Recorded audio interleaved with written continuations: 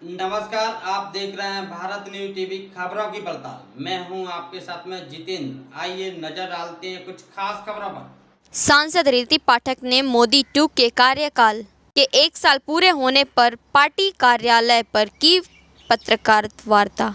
सरकार की गिनवाई उपलब्धियां, कोविड-19 से बचने की दी नसीहत। सीधी सिंगरौली सांसद श्रीमती रीति पाठक ने गुरुवार को दोपहर 12 बजे भाजपा कार्यालय में प्रधानमंत्री नरेंद्र मोदी सरकार के दूसरे कार्यालय मोदी 2 के 1 साल सफलतापूर्वक पूर्ण होने पर पत्रकार वार्ता की, जहां भाजपा के जिलाध्यक्ष वीरेंद्र गोयल, सुग्रीव पाठक, भाजपा जिला मीडिया प्रभारी व मंडल अध्यक्ष विंदनगर भारतेंदु पांडे, कार्यालय मंत्री के कुशवाहा समेत सभी मीडिया कर्मी मौजूद रहे। श्रीमती पाठक ने पत्रकारों को संबोधित करते हुए कहा कि कोरोना वायरस रूपी महामारी से पूरे देश कराह रहा है।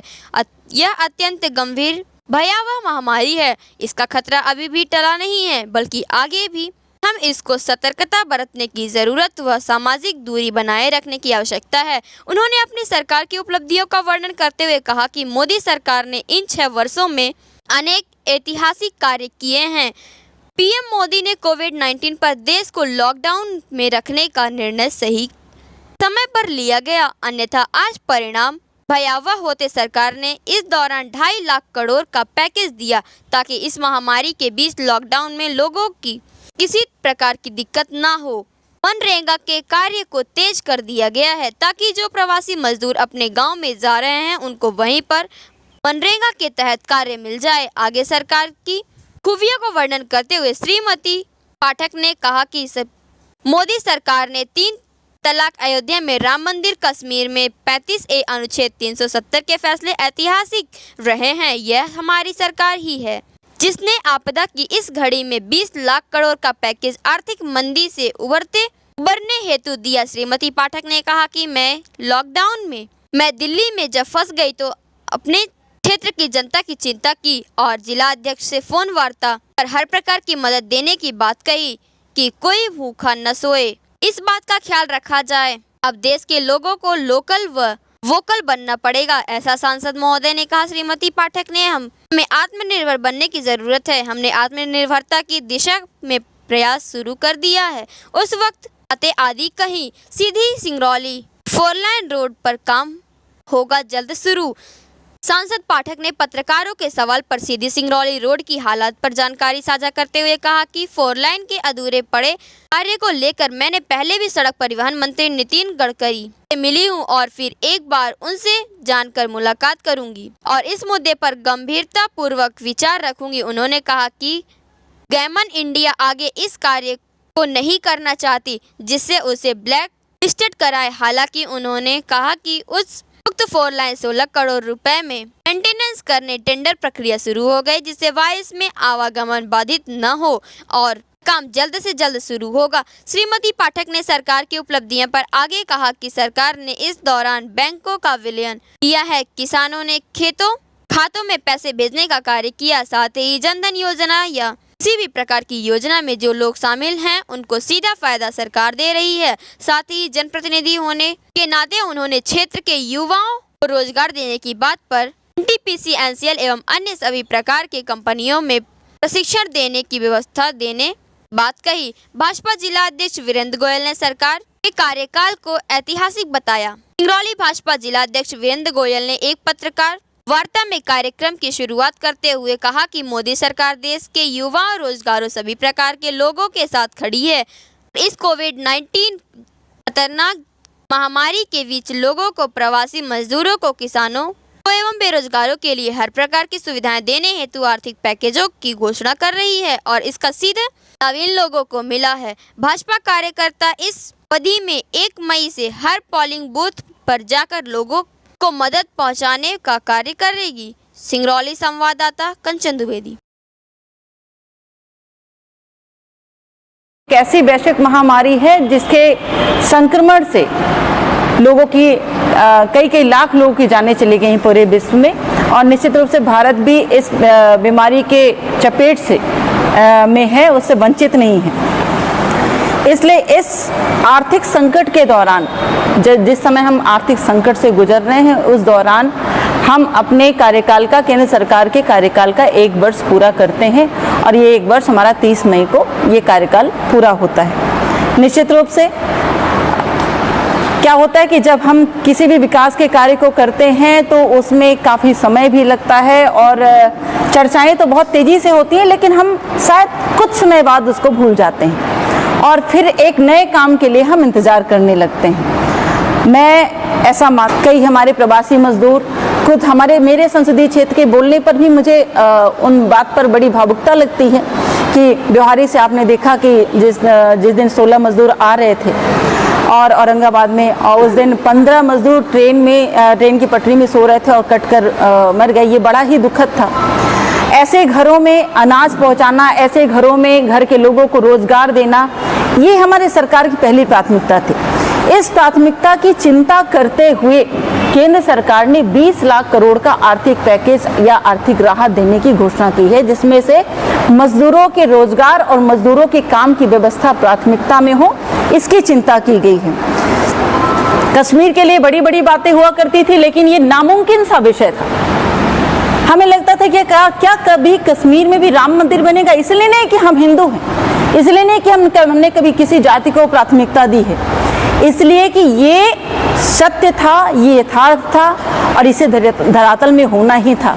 क्योंकि यदि ये सिर्फ बातों में रह जाता तो मुझे लगता है कि शायद कभी भी राजनीतिक दल से आम आदमी का विश्वास नहीं बन पाता। भारतीय जनता पार्टी के इस दल ने प्रधानमंत्री नरेंद्र भाई मोदी जी के नेतृत्व में राम मंदिर का निर्माण कराने की वो जो घोषणा की है, वो जो पहल की है, वो निश्चित रूप से काबिले तारीफ है। राम मंदिर का कार्य शुरू भी हो गया है, कमेटी बन गई है और प्राथमिकताओं में उसकी सारी प्रक्रिया पूरी करके आगे काम शुरू होने के कगार पर है। नागरिकता संशोधन अधिनियम CAA जिस तरह से इसको चालू किया गया, इस पर भी कई सारे लोगों ने, अन्य दल के लोगों ने भ्रमित करने का कार्य किया, लेकिन इसके लिए भी जज्बा की जरूरत थी, इसके लिए भी देश हित के सोच की जरूरत थी, जो हमारी पार्टी ने उस सोच को रखकर इस संशोधन को पारित किया। 3 तलाक कानून, हमारी अपनी बहनें, अपनी बेटियां और वो औरतें जो निश्चित रूप से सिर्फ तलाक बोल देने से जिनका जीवन जो है वो दूभर हो जाता था, नर्क हो जाता था, वो भी हमारे समाज की, हमारे इस धरती की और हमारे अपने बीच में रहने वाले अपने ही लोग थे। तो निश्चित रूप से उनके उस चिंता को देखकर, उस बात को महत्व देकर कि उनका भी जीवन सामान्य हो और ऐसी प्रक्रियाएं, समाज से बहिष्कृत करने वाली प्रक्रियाएं ऐसे समाज में ना बने, इसकी चिंता करके 3 तलाक कानून को वहां पर उसकी कृपणता को खत्म किया गया। हमारे ही भारतीय जनता पार्टी के कार्यकाल में, इस बार के कार्यकाल में, जो पिछले 1 साल की जो हम बात कर रहे हैं, आतंकवाद पर लगाम की जब बात आती थी तो हमें लगता था कि बड़े बड़े देश ही सक्षम है इसके लिए। अमेरिका जैसे देश ही सक्षम है जो सिर्फ आतंकवाद पर लगाम कर सकते हैं, अपने बॉर्डर्स को सील कर सकते हैं। भारत के लिए थोड़ा सा हम डाउट में आ जाते थे, लेकिन जिस तरह से आपने देखा पिछले सरकारों में भी जिस तरह से हमने अटैक किया और जिस तरह से हमने सर्जिकल स्ट्राइक किया, वो पिछली सरकार की बात है, लेकिन इस बार भी हम सक्षम हुए हैं अपने बॉर्डर्स को सील करने में। ये हमारी सरकार की मतलब ये विशेष पहल है और प्राथमिकताएं, ये आपके संज्ञान में होना अति आवश्यक है कि आज हम अपने आप को सुरक्षित महसूस कर रहे हैं। ये पहले की तरह नहीं था कि कोई भी आकर मार कर चला जाए और फिर हम बैठकर हाय हाय करते रहे और हम उसके लिए सामर्थ्यवान भी नहीं ना हो कि हम बदला ले लें या अपने बॉर्डर को सील कर सकें।